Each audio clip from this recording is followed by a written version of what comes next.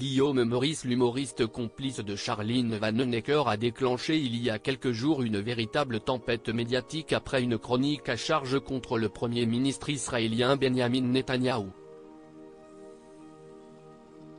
Alors que le ton monte entre lui et la direction de France Inter, l'humoriste est taclé par celui dont il aurait sans doute espéré le soutien.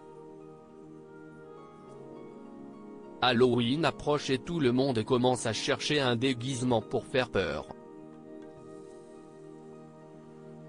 En ce moment, le déguisement Netanyahou marche pas mal.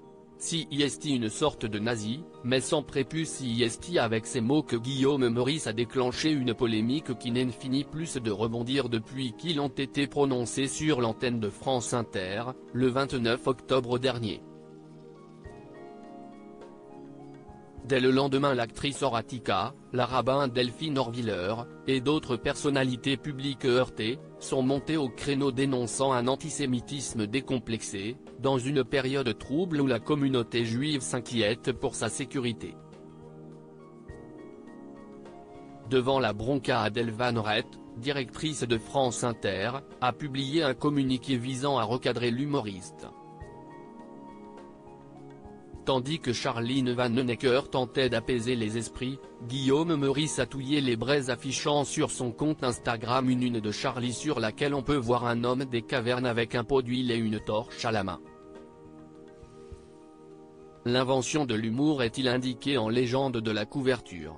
Je suis Charlie, assurait quant à lui l'humoriste en légende de sa publication. L'esprit Charlie Hebdo, une déclaration qui aurait pu lui offrir la protection de l'hebdo satirique, mais il n'est rien. Le dessinateur et patron de Charlie Hebdo, Laurent Sourisseau, alias Rhys, n'a guère apprécié la chronique de Guillaume Meurice et l'a fait savoir ce 5 novembre dans les colonnes de la Tribune dimanche. Comment peut-on encore utiliser des termes si puérils? Ce sont des raccourcis. A-t-il lâché sévère? Non sur le fond mais sur la forme de la chronique.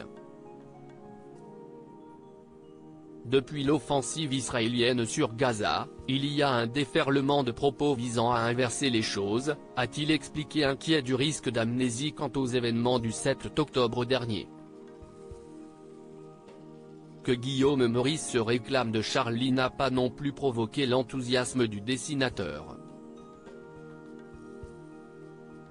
L'esprit Charlie Hebdo.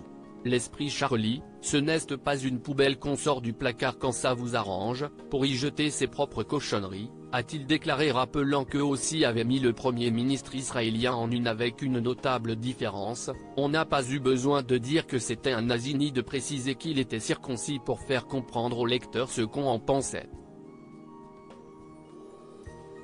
CIST ça, l'esprit Charlie. CIST plus subtil et plus difficile à maîtriser qu'il n'y paraît. Voilà qui ne devrait pas faire les affaires de l'humoriste alors qu'il vient de recevoir un avertissement de la part de Sybille Veil, la présidente de Radio France.